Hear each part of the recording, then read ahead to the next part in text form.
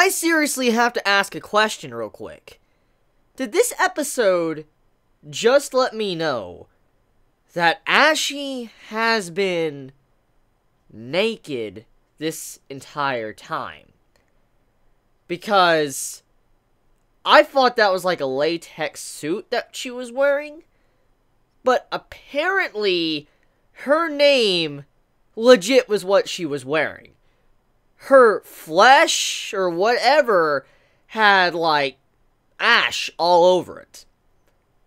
And you're telling me when she jumped in the water and started scrubbing herself with rocks, which, holy shit, that's pretty damn edgy.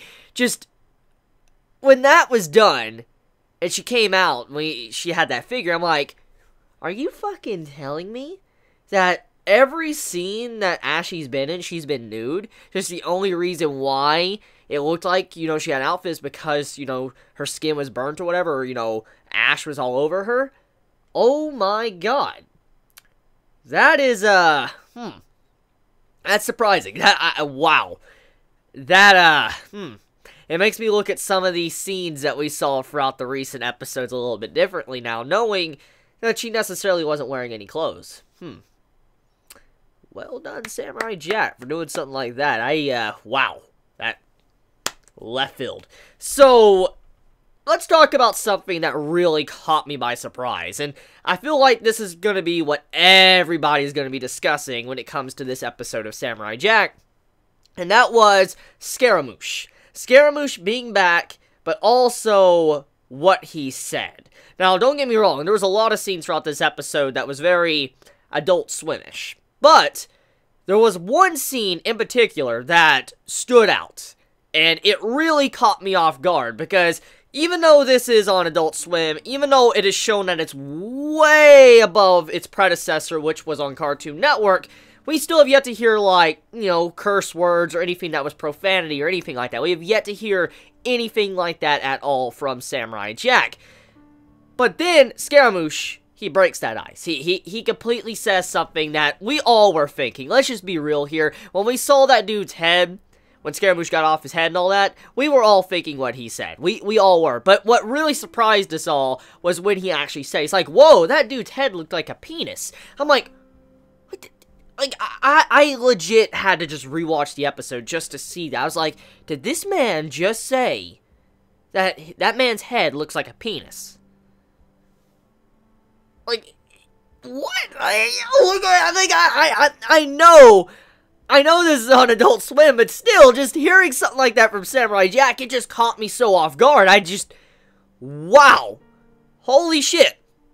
They actually had the character say what we all were thinking, that this man looked like he had a penis head. And then Scaramouche said that, I'm like, well, okay, so, that was, what a way to kind of bring profanity or whatever into, you know, Samurai Jack. Just, holy hell, that was something caught me off guard, did not expect to hear at all, and just the way it was said and the way the character is drawn as well, just, damn, just, wow.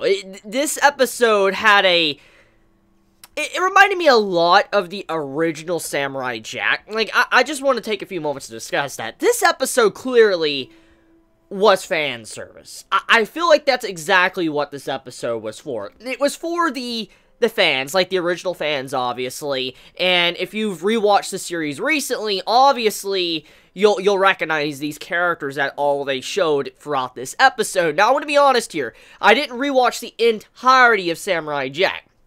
I rewatched certain major key scenes and episodes to catch up, like, and remind myself what to expect from Samurai Jack Season 5, so I didn't rewatch every single individual episode from, you know, the individual seasons. So some of these characters I completely forgot about until I saw them on screen, but there was one character I remembered, and I was just so excited to see him back, and that was the samurai! Like, yo, the man is... Like, when you see the art style of him, and the man's like, the samurai! I'm like, oh my god.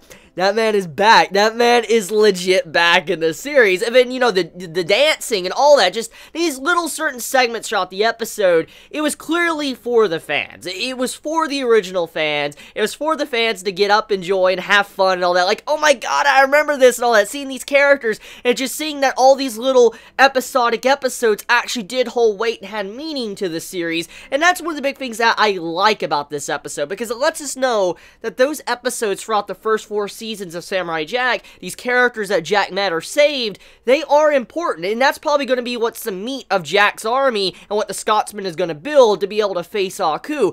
All of these people that Jack has helped out are going to come together, stand up with him to face Aku, and that lets us know that these episodic episodes that seem like they were kind of pointless actually are very, you know, useful, and they are progressing the plot. So just job well done, Samurai Jack. A job on the entire staff that worked on this episode, just giving me these individual scenes, letting me know that the first 4 seasons of Samurai Jack that had some episodic episodes, they do hold a lot of weight to what Season 5 is going to be about, and I really appreciate that. I really do, because there's a lot of series I watch that do stuff like this. They do episodic episodes. These characters you meet that are really cool, you never see them again, because, you know, it's like an episodic episode. It doesn't really hold any weight to the main story, but I'm glad to see this does, even if it was in nature probably episodic at the time. Now they're important. That's just the continuation from the previous scenes. That's something I truly appreciate as a fan of Samurai Jack.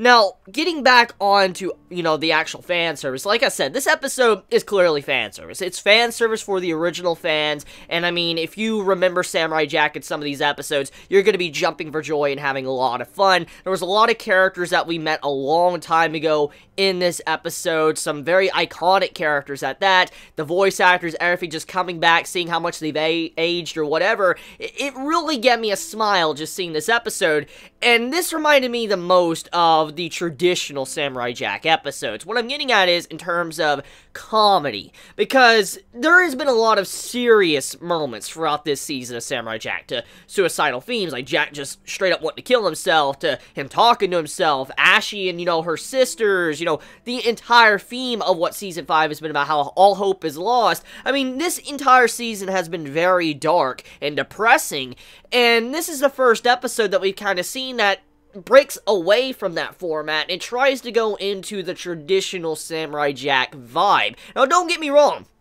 The previous episodes of Samurai Jack, they still kept true to the vibe of Samurai Jack, but it was more on the dark and depressing tone, while this tried to be more uplifting and happy until towards the end, and then it got a little bit more uplifting when Jack found himself and, you know, he found a little bit of hope once again. This episode felt like one of those things you would see in the past, you know, a decade ago on Cartoon Network, when you were sitting down watching, you know, a Samurai Jack episode. You would expect a good laugh, some action scenes and stuff like that, and that's exactly what this reminded me of. It made me feel like I was sitting down watching Cartoon Network and waiting for a new episode of Samurai Jack, and here I go. I received that. So, just a lot of nostalgia from this episode, but, you know, there was profanity, so it was more for, you know, the adult side of things, because, you know, it is on Adult Swim. Just, this was the most traditional Samurai Jack episode to date, so yeah, if you miss, like, the original format, this is definitely for you, but it also shows you that the writer, how much he has matured with the way he displays these certain things. You know,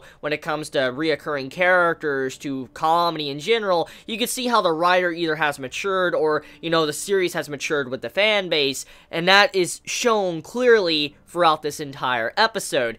Now, I do want to say I like Ashy's new design. This is kind of the next thing I want to dive into. I like Ashy's design. I'm a big fan of the design with her entire outfit, like, you know, the Leaf Girl, just very nice outfit. I love the way her hair was put down and all that. Just overall, the character design of Ashy, definitely a good character design. I have no problem with it. And, I mean, Jack, oh my god, like, Jack just saying, I like your hair and I like your dress. Soon as he finds himself, Jack, my boy, this man, he's always trying to do some stuff like this. He's trying to make casual conversation, make him look like a jokester or something, or just very awkward. Just, Jack, seriously, just that scene, pretty funny, and I got a good smile from the entirety of this episode, and it just made me feel once again like I was a kid again, sitting down watching Samurai Jack. So moving into Scaramouche, I want to talk about him now. So Scaramouche, he is alive, which I am very surprised about, and I know many are surprised that he's alive as well, and in all honesty, I am glad he's alive, because this was my thoughts when Scaramouche died. He was such a good and lively character. And as I said, when he was introduced and you see the contrast of Ashy and how she was and her sisters, it was just completely stunning because, you know, he was more lifelike than the sisters were and they acted like robots while he acted like a person, just the way his personality was. And I'm just glad to see that this character design and character's personality didn't go to waste. He actually is going to be a reoccurring character. He still lived, even though he might not fight Jack again, he might not be that important overall in the grand scheme of things.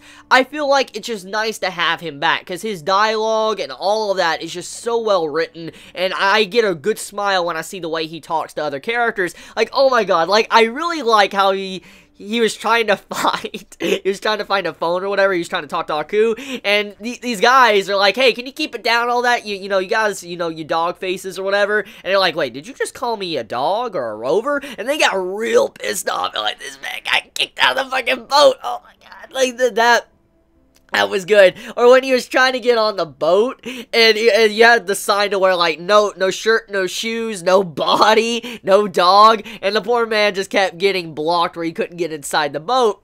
Just some funny scenes with him, and that definitely made a very good contrast to the Ashy stuff as well, which is mainly fan service. And in some ways, you could say Scaramouche being alive is also considered fan service because he is alive. And many of the fans, myself included, didn't want him to die, even though he is a villain and all that. He's so cool.